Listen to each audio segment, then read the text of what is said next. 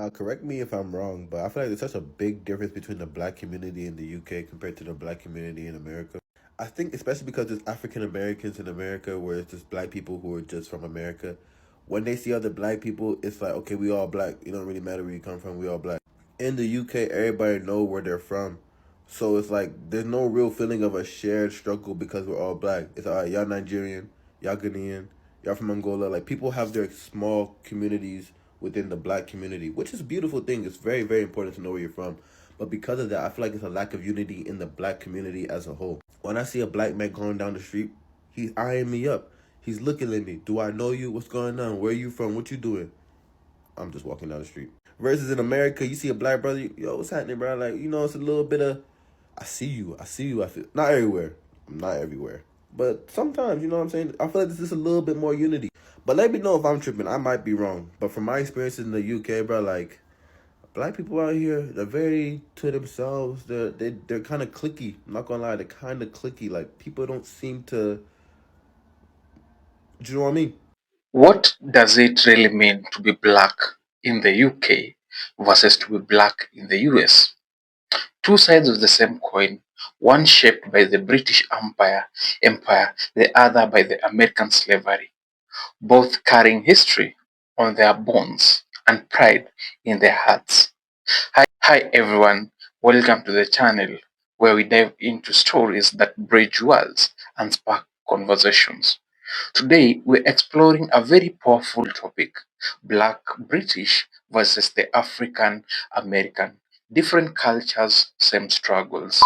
Communities share root in the African diaspora, but their journey, their ascent, even their definition of blackness was shaped by two different worlds. So grab your tea, grab your soda, hit that like button, and let's jump in. Let's start with the Black British history. Picture this: post-World War II, Britain was rebuilding and they needed workers. Enter the Windrush generation. Caribbean folks are arriving on the Empire Windrush ships in 1948, followed by waves of African. They came for jobs but faced a colonial hangover that treated them as second-class citizens. The Empire's legacy? It left scars on identity, the pride in Africa and Caribbean's root clashing with the Britishness. Fast forward to the 70s and 80s. Tension built over the Brixton riots in 1981, which sparked by police brutality against black youth. And don't forget the heartbreaking Stephen Lawrence case in 1993, a black teen murdered, with police investigation exposing deep institutional racism. This moment fueled British black civil rights wave, demanding equality in post-colonial world. Now shift across the pond to Africans or the African Americans. Their story, it's rooted in brutal legacy of chattel slavery, 400 years of forced labor, family separation, and dehumanization, ending on paper with 1865 Emancipation Proclamation, but freedom? No. Segregation via Jim Crow laws keep the charms in the invisible until the civil rights movement exploded in the 50s and 60s. But then we saw icons like Martin Luther King Jr., who preached nonviolent dreams of equality, while Malcolm X called for black empowerment by any means. With this faith, we will be able to transform the jangling discords of our nation into a beautiful symphony of brotherhood. With this faith, we will be able to work together, to pray together, to struggle together, to go to jail together, to stand up for freedom together, knowing that we will be free one day. This will be the day. This will be the day when all of God's children will be able to sing with new meaning, "My country, tears of thee. Sweet land of liberty, of thee I sing. Land where my fathers died, land of the pilgrim's pride.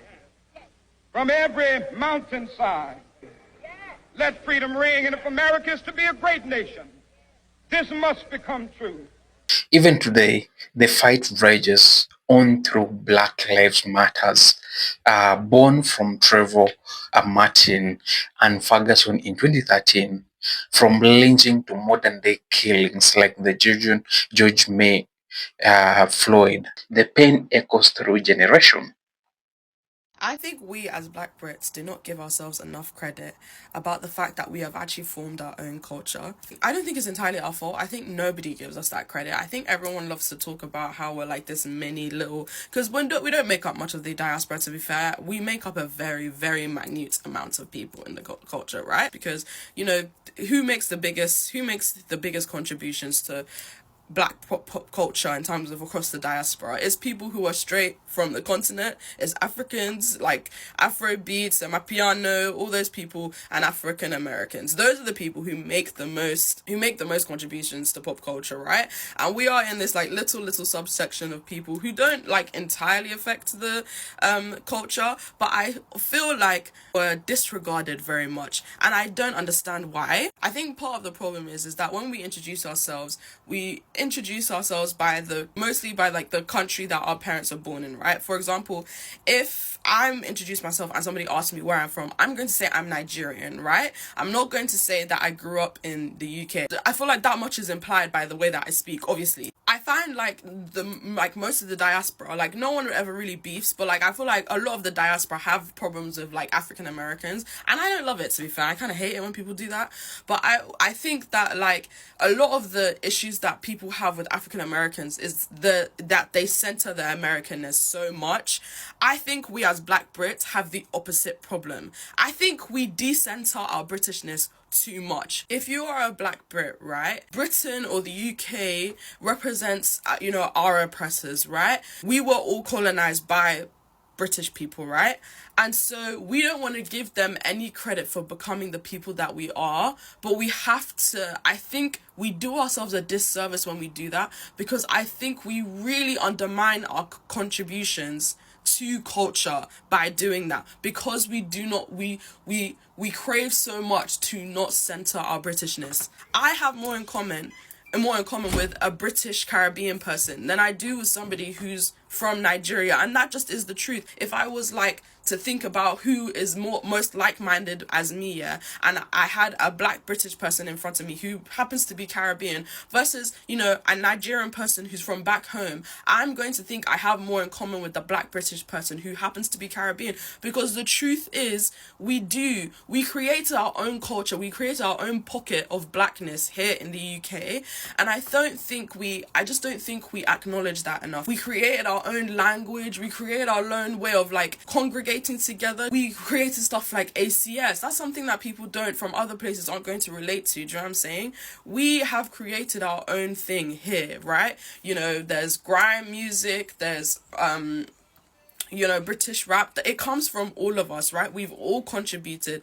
All Black British people have contributed to the Black culture that exists in the UK. So much so that we now have our own accent. We have what's called a multicultural English accent, okay? That even somebody who's from freaking countryside, who's Black, will have the same accent that we do. And I feel it makes it easier for other people in the diaspora to diminish us, right? If it's people from back home, it's like, oh, you're not African enough, you're not Caribbean enough. If it's people from African America, it's like, oh, like, how can I take a Black British person seriously when they've got that accent, blah, blah, blah, blah. It's always something, do you know what I'm saying? And I don't think we give ourselves enough credit, because we need to start owning ourselves as Black British people. I'm not saying denounce where you're from. I'm going to rep being Nigerian to the day that I die, man. It's green and white. It's green and white over here till the day I die. But I think it's important to acknowledge the fact that I am who I am because I grew up in the UK. We formed our own community here, and I really feel we need to acknowledge it. Do you know what I'm saying? Because it's a beautiful thing. It's beautiful that this is the mecca for the oppressors of this world. Do you understand? Britain colonized everywhere, and within the capital of oppression, we managed to create our own beautiful community and culture, and I really feel we should acknowledge it. Yeah, well. So let us talk about the cultural identity with the different shines and connect. So language and accent, Black British slang is beautiful blend Caribbean patois which made lantern street talks. As I promise, like, and even it's been a weird these past few months, and knowing out. You'll hear mendem, peng, or safe, farm. A lot of the time, I feel like people always think success is this thing where you have to sacrifice time. Like, oh, I'm success. Yeah, I'm getting to the money and I'm getting to my success, so I ain't got time to see no one. I ain't got time to do nothing. I'm like, that's not the idea of success that I like. Like, I want to. Then across the pond, the African American vernacular is English, runs the culture. Late, fina. It's a rhythm of hip hop, comedy, and everyday life. Music, UK, Grime and UK Rhyme, Stormzy, Skepta, Little Zims, and in the US, hip hop from the heartbeat, from Tupac, Kendrick Lamar, from Rowling Hill to SZA. Both born to Caesar, both born with pain, both shouting pride. You know, hip hop changing from positive to negative was not a consequence of history. It was not a circumstance of history. It was nothing that just happened on its own. It had nothing to do with the changing of the times. It had nothing to do with that. It had everything to do with the fact that there are people in this particular society who wants to see us exactly where we are. And we cannot elude that, let that point elude us. These are the facts. How do we know? 1967, Kerner Commission report on urban disorder. When black people said, yo, we're tired of this system. You know what I mean? This system is oppressing us. So we rebelled against the system. We burned things. We said, yo, we had enough. He did his little report on what caused these riots. He said, what caused these riots? He said it was young children who started these riots, and what was motivating them was a high self-esteem and an enhanced racial pride. He said the majority of the rioters were high school dropouts, but they had a higher political orientation than their peers who did not drop out. And they saw the system as their enemy, so they attacked it in the right circumstance. So, fast forward to 1992. Same thing. #1 record on the radio, we had Fight the Power. Fight the Power is on the radio. Rodney King gets beaten before the world. The black youth rebelled against the system. Again, they did it again. And why? What primed them? Positive hip hop. Primed them. Fight the Power. X-Clan. Brand Nubian. You had these groups out here who were politically orienting black kids in the right direction, giving them the proper prompters that they needed so that they can respond properly to oppression. All right? In 1967, when the riots happened, he saw that the self-esteem and the racial pride was fueling this. So he said, how do I bring that down so that they will not riot? And what he did, he flooded the airways with black exploitation movies.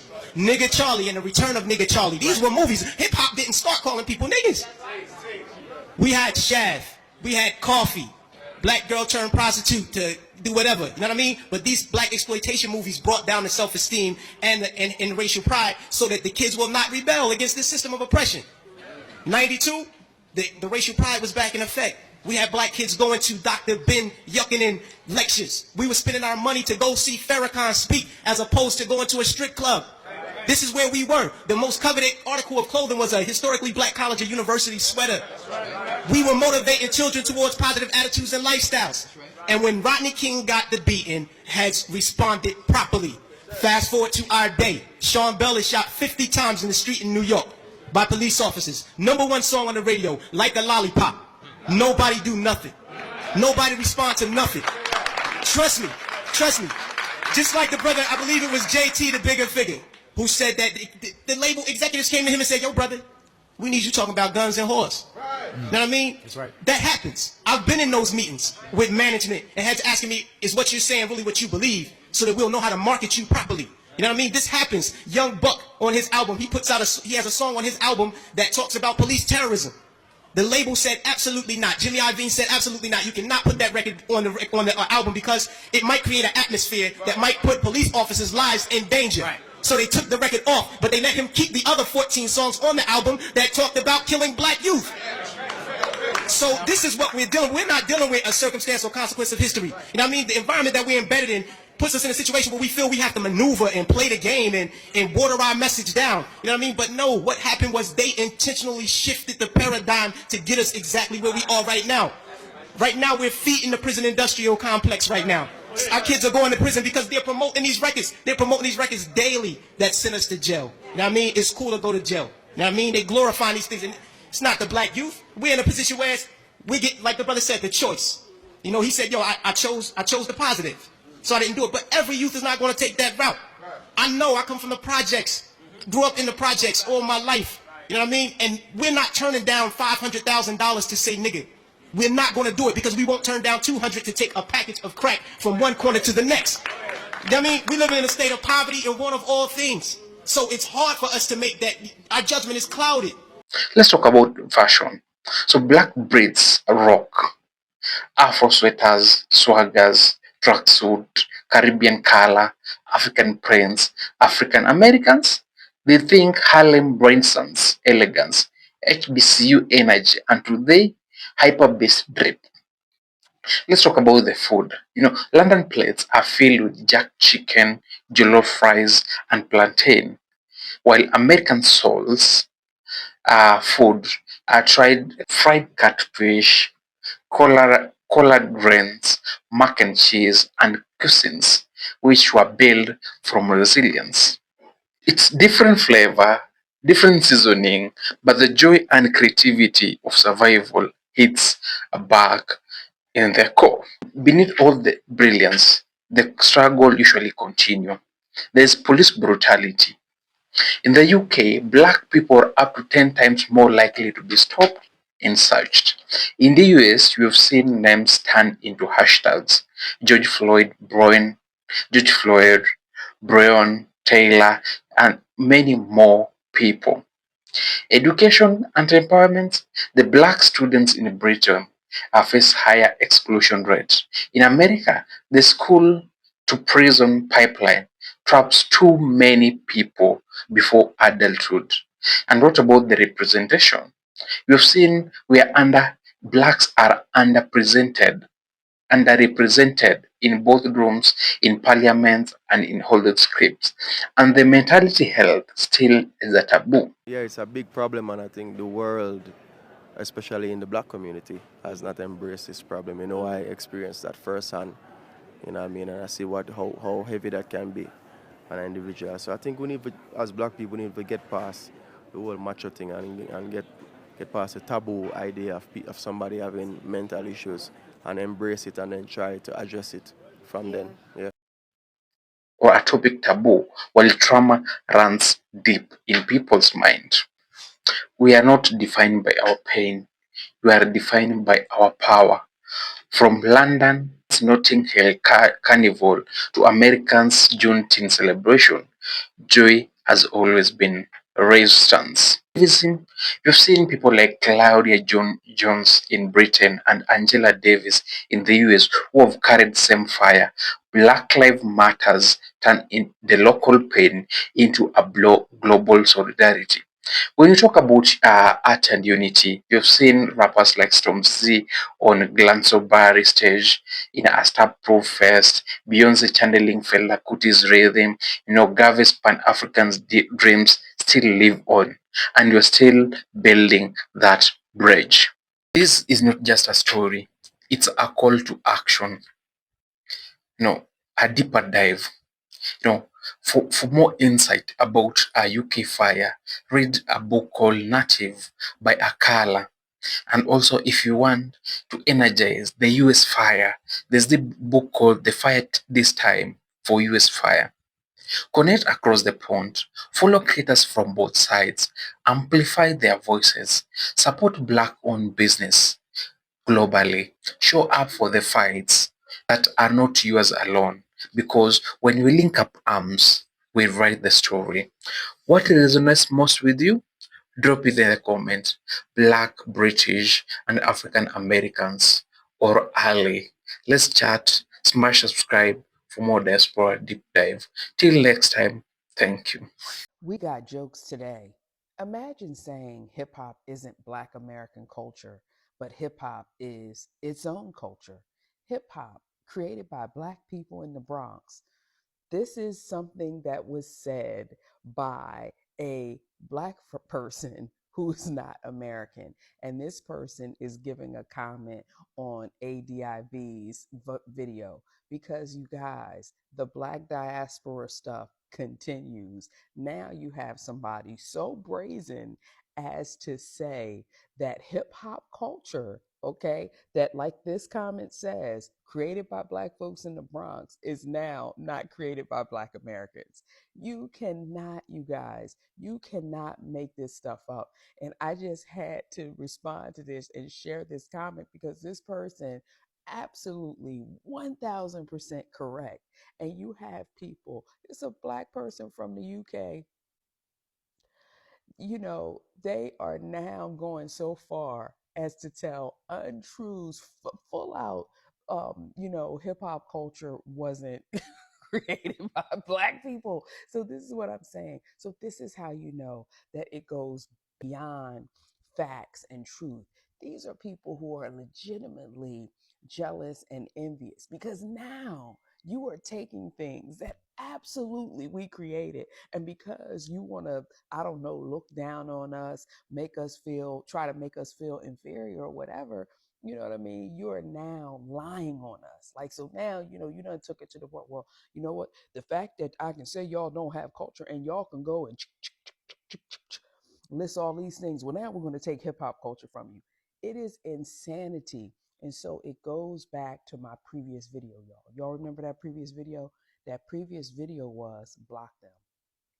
You know, life is too short to be listening to people who won't be sitting up here lying to you, because now hip hop culture was not a Black American creation. Y'all sit down. These people need to sit down. It's unfortunate. Like you have to laugh, y'all. You have to laugh because, like this commenter is saying, they have zero logic. And also, if you get a moment, go and watch Adiv's video on this because it's so good. He's so good when he breaks down stuff like culture and how these different people are different. Like, he does a really great job of not making it so boring and not over making it technical. He does a fantastic job, y'all. So I just wanted to say that. And just like, again, block, block, and block some more. Do not give these people 1 ounce of your engagement who continue to bash Black Americans. All right, y'all. Peace. See you next time. That was One to Grow On.